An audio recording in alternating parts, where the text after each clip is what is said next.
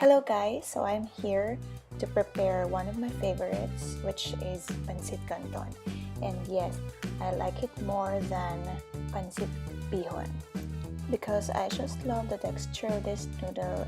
And let's make it saucy this time with saucy Chinese style Pancit Canton. This will take a little of your time and effort, so let's start preparing. We have here onions, of course minced garlic, and then black fungus or tengang daga soaked in water until it becomes soft. But you may also use other kinds of mushroom because this is just available. At the time of making, you may use button or shiitake, which are all lovely for this dish. I also added a few stalks of scallions, but you may opt this out. They say that the more color you add on your dish is the healthier it becomes. So you may still add napa cabbage or just an ordinary cabbage, or you may add green beans, but for the meantime this is just what's available. These snow peas are so big as my palm, so I decided to slice it in half. And of course bell pepper into strips. You may also use green bell peppers. And lastly, carrots. That will add more vibrant color in this dish. Now I'll be using pork liver and pork. These are pre-cooked. I boiled them because I need pork stock. Together with the pork bones, I boiled them beforehand.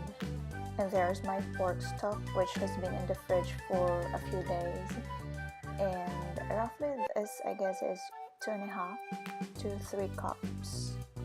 Actually, you may use chicken breast, or chicken liver, or a combination of both pork and chicken.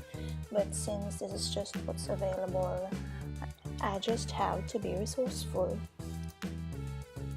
This is the noodles I found in our Asian market, so it looks similar with long life noodles that I've been using in the Philippines before. So this one is, I'm not sure, is it made from Taiwan? Yeah, because we only have a few products from the Philippines. Mostly it's from Thailand, Taiwan, Vietnam, India. But I was just thinking, why do we only have a few from the Philippines? But anyways, I hope this won't be salty because other brands are salty already. And I just bought this for $195. Everything's done, so let's start cooking. When the oil in your pan is hot, saute half of your garlic. Yes, only half, we're going to use it later. And then afterwards, of course, half of the onion also. We are also going to use the other half later.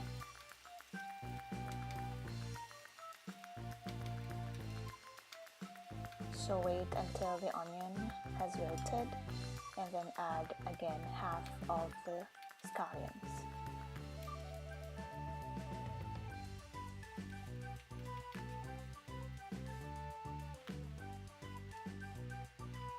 Next is your pork and liver. So this will just be quick because it's already pre-cooked. So that's roughly 3 tablespoons of hoisin sauce. You may use oyster sauce if you want, or just your ordinary soy sauce, why not? So let the flavors infuse in your meat and in your liver. And add your mushroom.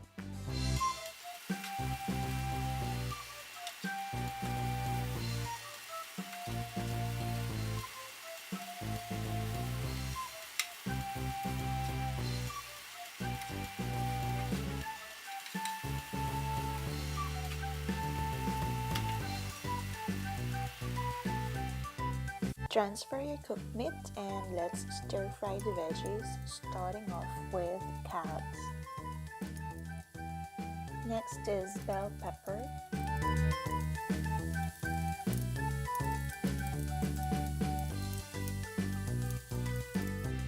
Lastly, we have the snow peas. So this step is for your veggies to retain its crunchiness. But if you want your veggies to be soft and overcooked, just continue adding this in your meat. To season your veggies too, you need to add tablespoons of hoisin sauce, or again oyster sauce. So this could be a tablespoon and a half of hoisin sauce. Also, season it with salt and pepper.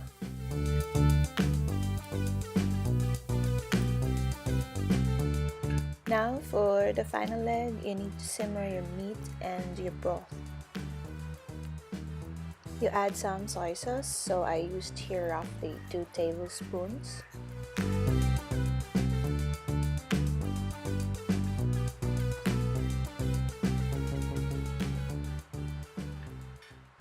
Then a dash of sugar if you want to give it a little sweet taste, but you may opt this out. Of course, salt, but this is very crucial because it depends on what broth you are going to use. If you are going to use store-bought broth, I'm not sure about the salt content. And then if you're going to use your own broth, then that depends if you have seasoned your broth before putting it in your fridge. Here, I already added the veggies prior to putting our slurry. So slurry is just cornstarch dissolved in water. So you need to be careful. You need to put the slurry little by little so that it won't be super thick, or the sauce won't be super thick, and just with the right consistency. Because as the sauce gets colder, it also gets thicker.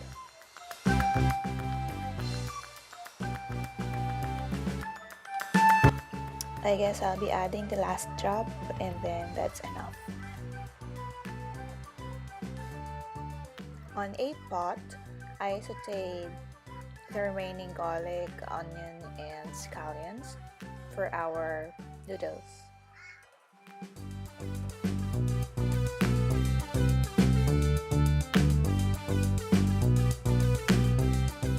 Then half a cup of soy sauce.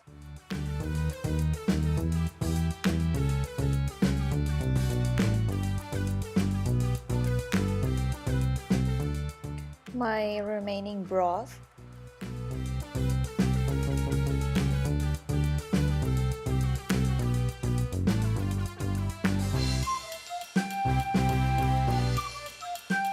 And an estimated amount of water for your noodles. So I guess it's really good if you are used to the noodles that you're going to use in this recipe, because you already know how much water you're going to add and everything.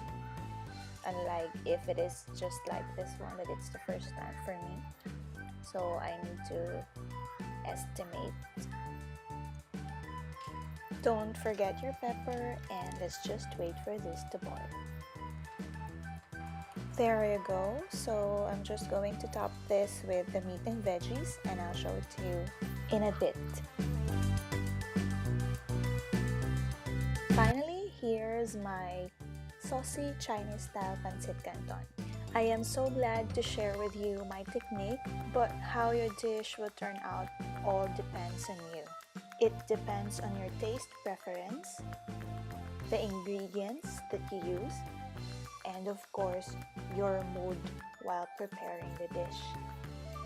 So thank you again guys for watching. Please don't forget to give this a thumbs up, follow me on Instagram at Greka, and please do subscribe.